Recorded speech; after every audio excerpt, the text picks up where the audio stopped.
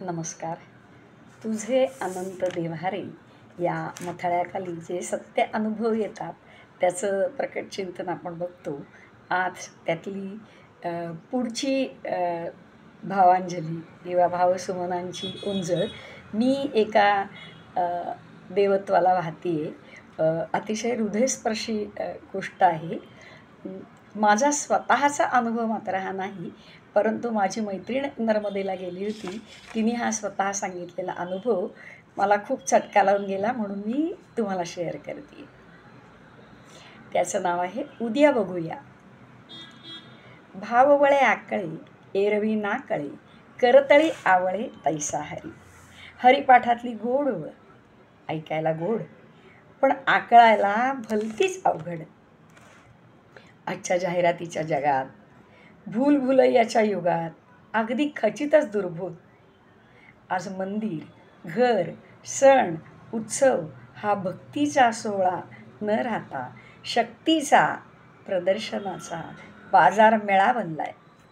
देवापेक्षा त्याचा बाजार मांडणारेच खोटे मोठे ठरत आहेत. हे देवाचं दुर्भाग्य की भक्तांचं?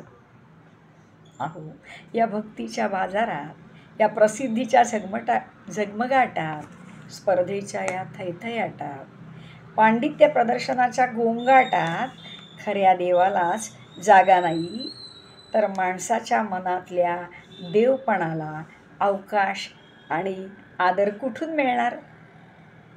रस्त्यावर उतरलेल्या समाजाच्या सणात गुदमरलेल्या देवालाच पळ काढावासा वाटेल. आत्मा हरवलेल्या, भक्तीचा बाजार बेजार करून सोडणाऱ्या या समाजात काही चांगलं पाहायला मिळेल का, असंच वाटून जातं. अशीच एक शंकेची पाल अशी पटकन स्पर्शून जाते हृदयाला. पण खरं सांगू, या भक्तीच्या भावाचं मर्म जाणणारा, जीवातला शिव धुंडाळत फिरणारा आणि करतळीच्या आवळ्यासारखं सहजपणे देवाला प्रेमानं हृदयात कवटाळणारा, अलगद आपलंसं करणारा जीव भेटतच नाही असंही नाही. अध्यात्म म्हणजे काय याचा उहापोह शास्त्री पंडितांनीच करावा. विवेक चूडामणीसारखे ग्रंथ काखेत बाळगत सभा मिरवणारे अविवेकाचे शिरोमणी कलियुगात गल्लोगल्ली भेटतात. पण सोप्या शब्दात अध्यात्म शब्दाचा अर्थ उलगडून दाखवला मला माझ्या मायेनं. अध्यात्म आत्मनि इति म्हणजे आत्म्याविषयी इथपर्यंतच माझी उडी. पण माझ्या आईने 4 शब्दात एवढंच सांगितलं, नेहमी दुसऱ्याचा जीव जाणावा. बरं, असं ती वरचेवर सांगत असे. 4 शब्दात चतुर पुरुषार्थ कवेत घ्यायचं केवढं सामर्थ्य आहे हे आता उमजतंय. ती नेहमी म्हणायची, पाठीवर मारावं, पोटावर नाही. तेव्हा हसू यायचं, पण त्याचं मर्म आता चांगलंच उमजतंय. अपपर भाव मावळून सर्वाभूती एकच आत्मा आहे हे तत्त्वज्ञान व्यासपीठावरून मांडायचा विषय नाही. क्षणोक्षणी प्रयत्नानं जाणीवपूर्वक आत्मसात करायची ती तळमळ आहे, ती दडपड आहे. किती सोप्या शब्दात तिने बिंबवलं हे. भाव तोच देव या प्रत्येक शब्दाला महत्त्व देणारं वाक्य आपल्याला खूप शिकवून जातं. मुळात भाव हवा आणि भाव हाच देव हे अंगी मुरावं हे काही येऱ्या गबाळ्याचं काम नाही. आणि हा भाव नक्की पारखून तरी कसा घ्यायचा?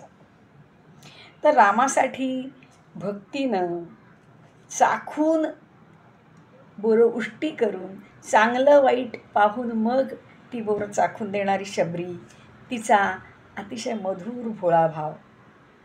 दारिद्र्य चोरून ठेवणाऱ्या सुदाम्याच्या पोह्यासाठी आसुसलेल्या जगदीश्वर विश्वंभर श्रीकृष्णाच्या निरहंकारी मैत्रीचा भाव.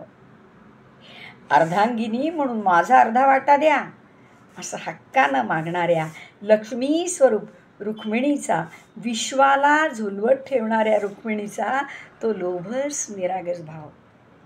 निस्संग पुरुष शिवतत्व प्रकट करणारा वैरागी शिवाचा, कृष्णाच्या रासक्रीडेत गोपी बनण्यासाठी स्त्रीरूप घ्यायची सुद्धा तयारी दाखवणारा, परमगुह्य आत्मैक्य तत्वाचं प्रकटन करणारा दिव्य विलोभनीय भाव. या भावाचं दर्शनच प्रेमात देव लपलाय, आवाडावात नाही हे सांगून जातो. मला सांगा, या निरागस लोभस भावात देवाचं रूपडं नाही दिसत, तर मग दुसरीकडे कुठे दिसणार आणि कुठे शोधायचं?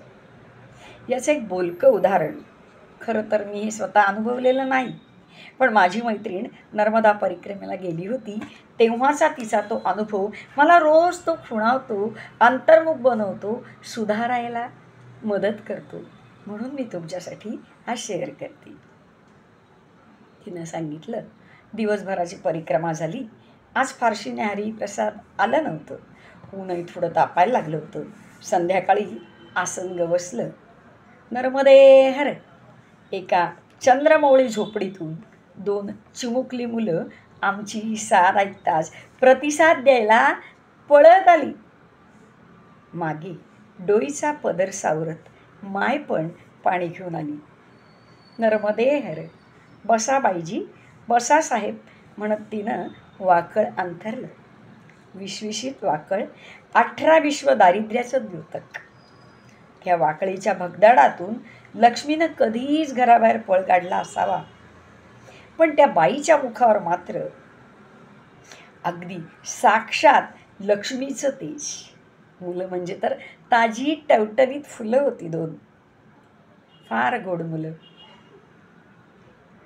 त्यांनी आम्हाला पाणी दिलं आणि जरा बिचकतच बाई म्हणाली, मालक येतीलच, मग म्या काही बाई शिजवीन, हं चालेल ना हो, तोवर बसून घ्यावं. ती संकोचून आत गेली. या दोन्ही मुलांनी आमच्याबरोबर सायं प्रार्थना सुरू केली. कोवळी कच्ची बच्ची भक्तीनं ती आमच्या तोंडाकडे बघतच बसली, असं त्या बाई सांगत होत्या. इतक्यात त्या मुलांचे बापू आले. झालं, पळाली धूम मुलं आत.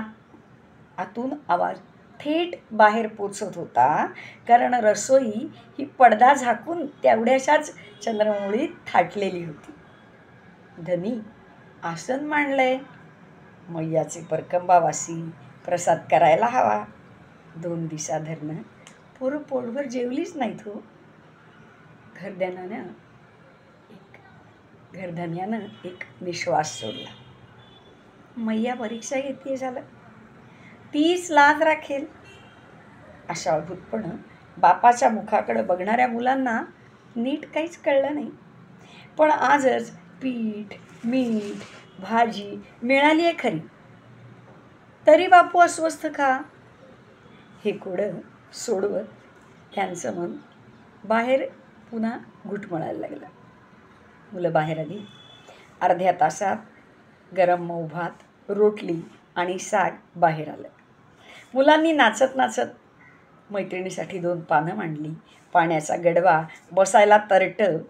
नर्मदे हर, दोघं एकदमच म्हणाली. यजमानानं प्रसाद घ्यावा असा हात जोडून डोळ्यात पाणी आणून विनवलं. भुकेले पतिपत्नी सुखानं जीव लागले. अन्नाचा स्वाद आणि घरातला आल्हाद तन आणि मन तृप्त करून गेलं. अजून आणू? भोवळा भापडा थोरला उठला. परत अर्धी भाकर तोडून पानात वाढली. ह्या दोघांना भूक लागली होती. कालवण थोडंसंच होतं, पण नर्मदेचा प्रसाद म्हणून आणि पोटात भूक मी म्हणत होती म्हणून सगळं त्यांनी खाऊन टाकलं. पान स्वच्छ केलं. लहानसा पाणी देऊ लागला. दोघा मुलांचा आनंद खरंच उरात मावत नव्हता. पती पत्नी पण खूप सुखावले. किंबहुना मैयाचा प्रसाद मिळाला, कृपा झाली, हा भाव ओसंडून वाहत होता त्यांच्या मुखावरून. आता बिछाण्याचं बघतो, इथंच पलीकडे घालतो, बाहेर थंड वाटल.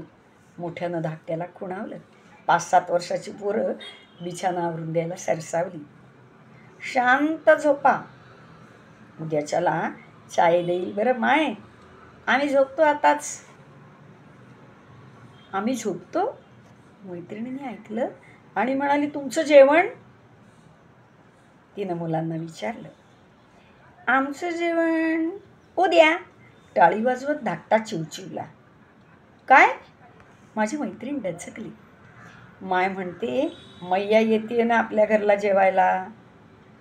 थोरला 7-8 वर्षाचा पोरगा धाकट्याला सांभाळून घेत म्हणाला, अहो बापूंनी आणलेला शिधा आज देवाला व्हायला ना, म्हणजे मैयाला नैवेद्य केला ना. मग न राहून मध्येच मैत्रिणीनं विचारलं, मग जेवण आणि शिधा सगळंच संपून गेलं?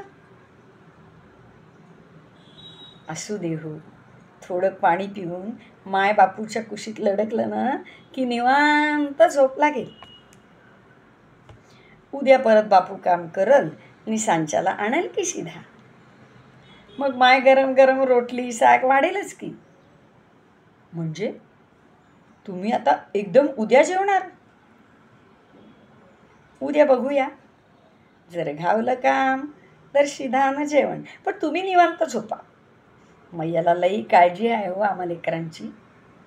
7 वर्षाच्या मुलाने तत्वज्ञान अगदी साध्या सोप्या शब्दात जो जगतोय तोच बोलून दाखवलं. मित्रांनो, शेकडो शास्त्रांचं सार, लक्ष यज्ञांचं पुण्य या चिमण्यांच्या उद्या बघूया या गोड, प्रेमळ आणि आशावादी उच्चारातून आपल्याला दिसलं तेव्हा खरंच वाटलं की ही शेकडो शास्त्र, हे लक्ष यज्ञांचं पुण्य या चिमण्यांच्या संस्कारावरून ओवाळून टाकावं. असा हा सहज संस्कार, ही मैयावरची निष्ठा, की दैवदत्त आनंद निश्चंदी स्वभाव काहीच समजेना. ना व्रतात, ना जपात, ना परिक्रमेत, ना पारायणात देव लपलाय. विश्वास या 3 अक्षरी मंत्रात देव लपलाय. मायबाप सांभाळून घ्या. पदरसारखा करत माय बाहेर धावली. पोरं लहान आहेत, पण आवडतं त्यांना पाहुणं रावळं. समजावलंय त्यांना, परकंबावासी म्हणजे मैयाचं दूत, मैयाचं स्वरूप. तुम्ही परकंबा करता, आम्ही तुमच्यात मैयाला बघतो. पोरांच्या तोंडावरचं सुख बघून आम्हा मायबापाचं मन भरून येतं आणि पोट पण भरतं. अगदी देव भेटल्यागत वाटतं. दमल्या भागल्या तुमच्यासारख्यांना दिलासा मिळतो ना. माझ्या भुकेल्या चिमुकल्यांचं पोट भरतं जणू. त्यांना आशीर्वाद द्या हं. मैया स्वतः घरी आली आहे म्हणत नाचतात हो. अहो पण मुलांचं जेवण? माझी मैत्रीण खावरी बावरी झाली. तिनं पुन्हा विचारलं, अहो मुलांच्या जेवणाचं काय? उद्या बघूया म्हणजे काय? पाया पडत मुलं म्हणाली, जेवणाचं काय? उद्या बघूया. नर्मदे हर, नर्मदे हर असं 2 वेळा म्हणत दोन्ही मुलं क्षणार्धात आत जाऊन मैयाच्या कुशीत लडकली. आणि माझी मैत्रीण रात्रभर एकच विचार करत बसली, उद्या बघूया. उद्या बघूया ह्या 2 अक्षरात किती टाळाटाळ किंवा नकारात्मकता भरली आहे. रोज एखाद्याला आपण गरजूला, आपल्याला गरज असताना काम विचारलं तर म्हणतो उद्या बघूयात, आपल्याला त्याचा अर्थ कळतो. पण इथल्या उद्या बघूयात या निष्पाप, निरागस आणि निष्ठुर मुलांच्या मुखातले 2 शब्द मैयाची निष्ठा आणि तृप्ती शिकून गेले. आणि मला अजूनही कुणी उद्या बघूयात म्हटलं की त्यातली नकारात्मकता न बघता त्या 2 मुलांचा भाव आठवतो. उद्या बघूयात. हीच निष्ठा, हीच आशा, हाच विश्वास, हेच संस्कार आयुष्यात इह परलोकी कामी येणार आहेत ना. म्हणून त्याचं चिंतन केलं. पुढचं चिंतन उद्या बघूयात. धन्यवाद.